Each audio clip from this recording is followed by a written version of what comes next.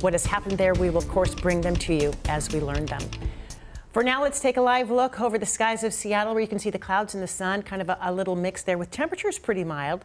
Let's get to Adam Claibon, who's following the forecast for us. Oh, what's happening? Yeah, overall a pretty mild and warm day, Joyce, and probably going to be the last one we see for a while, as we're going to start to cool these numbers down. A few 70s out there, Bremerton, Renton, and in Puyallup, all in the low 70s, pretty close to it in Seattle and in Tacoma. But with some of the extra clouds today, we did not see any record highs like we had yesterday. So a little bit of a cool down today, more of one to come and more of a noticeable one tomorrow, and heading on into Saturday and Sunday as those highs start to fall back closer to seasonal averages, which are in the low 60s, even below that heading into Sunday. Some rain on the way for Sunday, but there could be a few light showers late Saturday or maybe even early tomorrow with a few patchy areas of mist or drizzle. Now, SchoolNet Slider right now in Granite Falls shows that we definitely have the clouds already around with our next weak disturbance that's going to move on through. A lot of the moisture already gone from the disturbance, but we are going to have the clouds here into the night. And as far as our current temperatures, mid to upper 60s if you're heading out the door right now. Still fairly comfortable if you have any evening plans farther south, also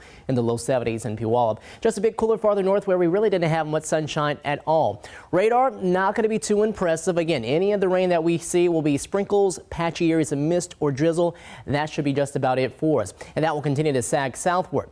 Now, as we go on into the night, we're going to have this system roll on through, and that will slowly get out of here tomorrow. Eventually, we're going to have another wave of moisture come up as we head into Sunday, and that will be part of that next chance of rain that will be a bit more widespread. Future radar shows some of those clouds moving through into the night, and then you can see the speckles of green, kind of giving you an idea that may not be in the exact location tomorrow morning for 5 a.m. around the southern Kitsap Peninsula or South Sound, but it will be somewhere here across western Washington where we do have some of that light mist that will be in place. Something that will gradually break down as we head on into the day tomorrow, and then we'll see partly sunny skies heading on into late tomorrow. Also expecting that for Saturday.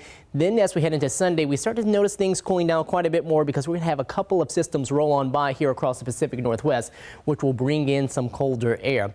Looking at that here as we go into the weekend and next week, first system that comes into Sunday, you can see a lot of the moisture will be farther to the south. Also seeing farther to the east, colder air in place where they have snow across some of the higher terrain into Montana and in Idaho. That'll be the first wave of the colder air.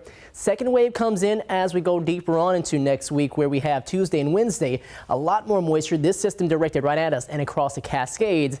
Some lower snow levels too, where we could be talking about some past level snow heading on into that time. And for the rest of us in the lowlands, that means highs only in the upper 40s to low 50s with that rain moving on through. We'll see things definitely cool down here over the next week or so. Just a few showers around for the Seahawks game on Sunday. Things turning wetter by next Tuesday and Wednesday.